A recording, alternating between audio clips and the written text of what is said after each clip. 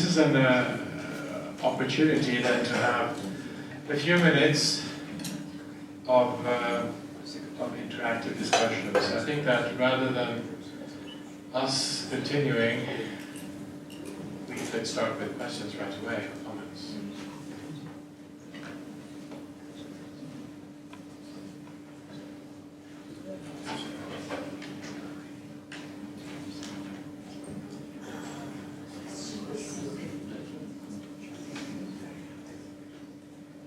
I'm going to ask a question, Mr. Chairman.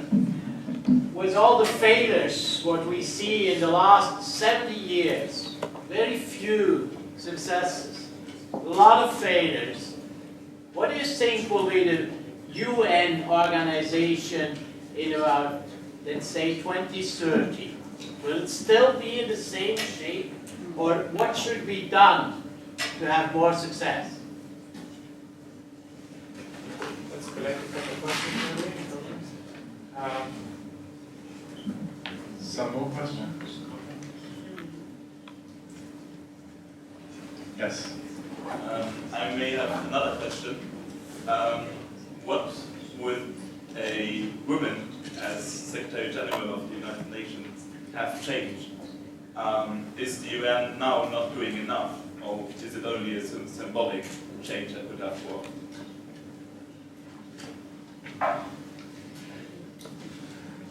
Do we have one more? Trio? Yes. Just so because you're in New York, are you going anywhere on Security Council reform?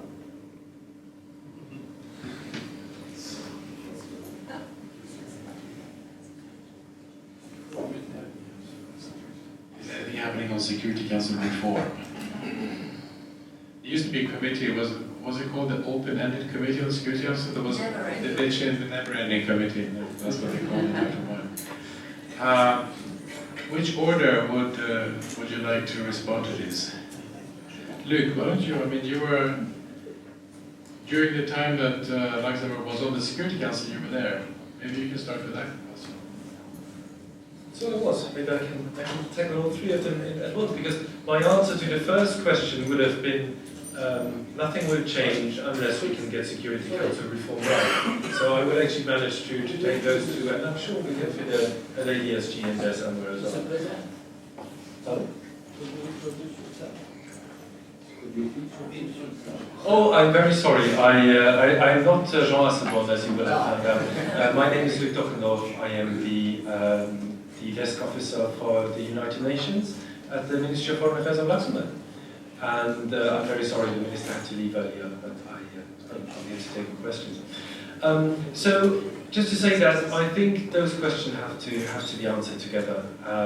Security Council reform. First of all, your question: where are we right now? I could probably go into a very long list of details that have been achieved from more openness and transparency in how the Security Council conducts its business. There are now monthly wrap-up sessions in which the Security Council discusses its working methods and how it's managed to keep the world safe and secure and sustain international peace and security. I think all of these, unfortunately, will remain cosmetic details unless we can really sort out the tension which is at the heart of the Council, which is unfortunately consecrated in the UN Charter.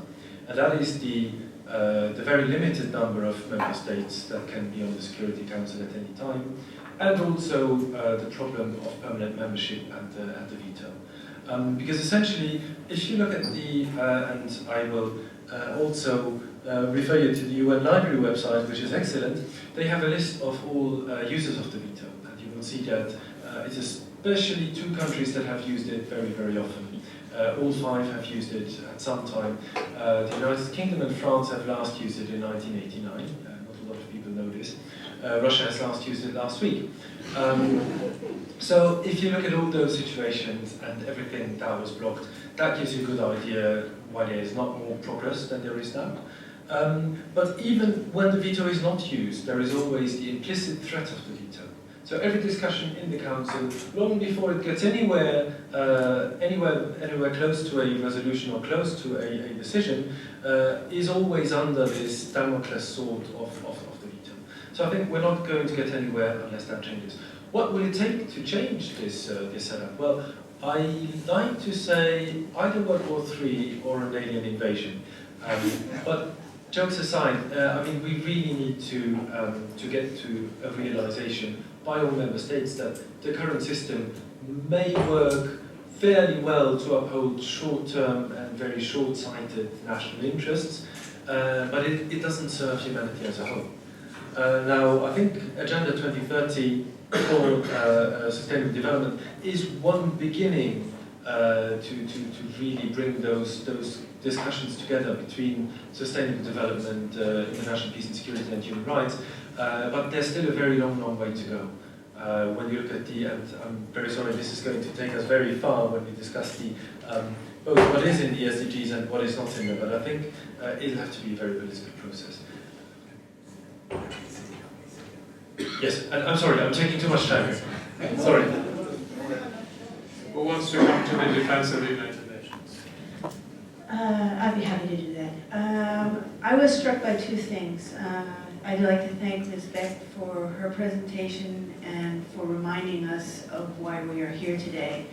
And as I was taking the train from Brussels to Luxembourg this morning, I was reading a history book on the Battle of the Ardennes in 1944. And I think that is very important for us to remember, because in those days, the warring parties were not speaking to each other. During my career before I joined the UN, I spent 10 years in the former Soviet Union and Russia. And I can assure you that during the Cuban Missile Crisis, that there was a very important place in New York City in the United Nations where talking was a way to diffuse a crisis. And I think that there are many failings of the UN, and the UN is well aware of them, but we cannot underestimate the importance of the ability to have a place where member states can come together to speak, to try to diffuse global conflicts. I think that remains relevant today, and that we must protect the sanctity of the UN and the ability to do that within the Security Council and in the General Assembly. And I'll speak quickly. Secondly, I think there are many stories of the UN that are just not known to the wider public, and I can give you a quick story. I was in Tajikistan in 1993 in the middle of the Civil War. And I was really kind of frantic. There wasn't any information, there was nothing to eat, and there were all of these watermelons. There were mountains of watermelons in Dushanbe, Tajikistan. I thought, this must be a good thing to eat. And then I was told about a UN official who apparently knew everything. It was a Bulgarian doctor who was there representing the World Health Organization, and he really did know everything. And he certainly knew that you shouldn't eat watermelons because they carry cholera. And he single-handedly, with a group of Tajik nurses and doctors, put out a cholera outbreak in Tajikistan. Nobody knows this story, and if they knew it, they've forgotten it. And these are the tireless people for the United Nations out in the field in Africa, Latin America, Asia, Central Asia, and in many countries around the world, doing work every day that goes unnoticed in the media, but is vital for the people who are recipients of the work of the UN, that comes across with the support of the UNAs and with the United Nations. Now, as to the question is, what difference would a woman or a female Secretary General have made? I think we also forget that, because if you look at the pictures that were up there today, there weren't very many women back there in 1945 and 1946. And I'll tell you another quick story, and Afsani knows this. There's a correspondent at the United Nations for the Associated Press who has worked there. She's been a correspondent for 50 years. She's an inspiration. Her name is Edie Lederer. She was one of the very first war correspondents for the AP. Now, when I started as a journalist, there weren't very many women. There were certainly not very many women who were married. There were certainly no female correspondents who had kids. Now we have lots of them. They're single, they're married, they have kids, they have whatever. And it brings a whole other perspective to the discussions. And I think it is important for girls, for little girls, for big girls, for medium-sized girls, to know that they can be in the pictures and in the Security Councils just as men. And whether or not it changes the substantive impact of the work of the United Nations or of diplomacy or of prime ministers or whatever, it means that they have a right, we're talking about rights, just as much right to be there as their brother. Because they don't think about it when they're little as men or women. They think of, how come he can be there and I can't? And I think that is really a big part of it, and it's exciting, and it's interesting, and it's another way of looking at the world.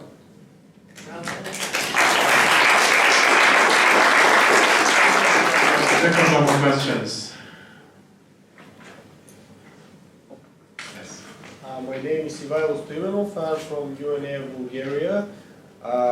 I would like to point my question to our host from Luxembourg.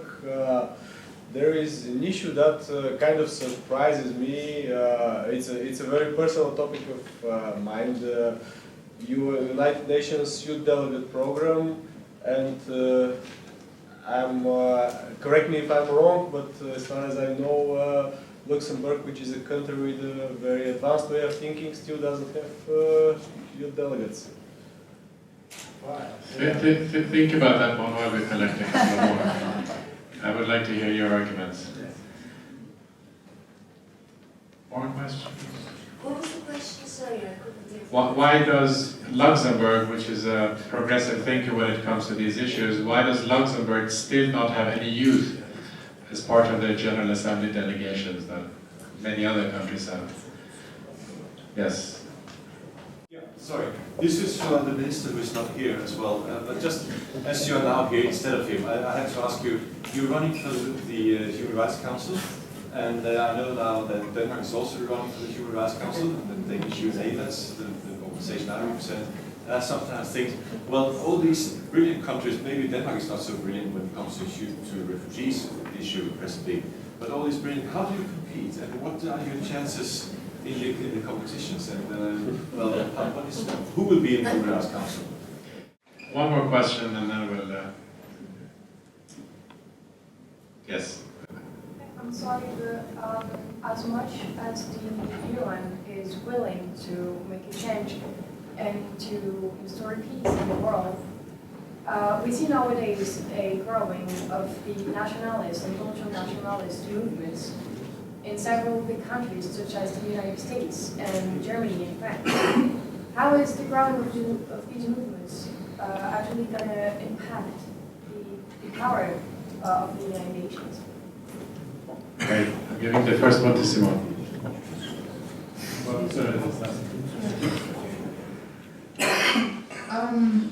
I personally regret very much that, for instance, among the Sustainable Development Goals, there is not one specifically for culture. And I am convinced that if we had started, the European Union, that's a chapter I know better than the UN, if we had not started with coal and steel, going on with butter and whatever, but with culture and learning to know each other 5 years after World War, we would have a lot more success and less nationalism in Europe. I'm profoundly convinced that culture and education have their roles to play, but they do not always get the chance.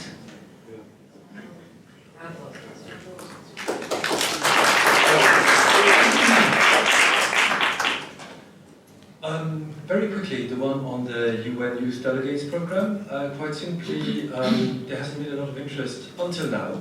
Now I've been approached by 3 or 4 different young people asking about it.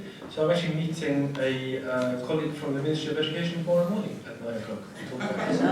So things are moving. Is it a decision in the afternoon? Well, I was thinking just before lunch after the afternoon. Can I take the one on the council as well? Well, I want on this, and then we are finished on this. I think there are two young students there, huh? Alnu is in contact with them, and we are trying to go, let's say, a steady way forward, because they have seen in the documentation of the World Federation, they got the documentation about this, that it's a good thing to take a few months just to try to really get informed on the UN, to really get informed on the different procedure. And I would like to mention that they participate at the end of November now in a special seminar in Germany. Mr. Hüfner probably knows about it, about especially this UN. It is about the youth. The youth, and it includes also the subjects about the youth UN candidates. And the two gentlemen there, they will participate, and we are hopeful that we will progress then very rapidly also with the context, because we want to do it all together. Right. Your question, sir, was about competition for the Human Rights Council. This is not a phenomenon that is only for the Human Rights Council. I'll give you a historic example from very recent memory. In 2012, up until 2012, Luxembourg was running for a seat on the non-permanent seat on the UN Security Council, and we were competing against Australia and Finland. On the 18th of October 2012, Luxembourg and Australia were elected. So Finland, unfortunately, which would have been a very good Security Council member, lost that election. And that's just showing you that there is no perfect system here. Denmark has made a lot of great contributions to the UN human rights system, and also bilaterally. And I think it's simply the way a member states-driven organization works, in which you have a limited amount of spaces available on decision-making bodies, be they the Council or others. There are discussions in the regional groups between members of the same regional group as to whether to have a rotational principle and so on and so forth, but those discussions are more carried forward by smaller countries rather than bigger ones. Bigger ones often believe that they can win by their own devices. Oh, sorry. I think we have to I would just like I was told we got still a reception, but these people we have also to understand them, and at the last end we need still a musical interlude. We are not going to skip that one. I think we should. Was there one more question up there? No? The question is already answered. It's already answered? Okay. Just one more comment on regarding which country will win and why this country is better than that. An even more recent example is the Security Council debates we held in Europe this year, which was the first time ever. I mean, imagine, after 70 years, this was the first debate. And before the debate, some countries were asking, what is the difference between the Netherlands and Sweden? We don't know. We understand that, Sweden is there, Netherlands is there, but when it comes to the difference it would make on the Security Council, their UN policy is so similar. And I mean, a lot of the other members were saying that, not necessarily those two, but for many of the other countries, it is a very unethical process that takes place when these member states are elected. You're taken on trips to discuss very important UN issues, you're given gifts, and all of the lobbying takes place completely non-transparent. So I think that once you create these open discussions and debates, it will be good for several reasons. One is that it will make the differences in the platforms clearer, but also the promises they make, they will be held accountable. Once you're on the Security Council, people can say, well, you promised this a year ago. Are you actually doing it now? Enough of that. We have more important issues now. But Thank you so much for this very short but interesting discussion here. And please help me thank all the panelists.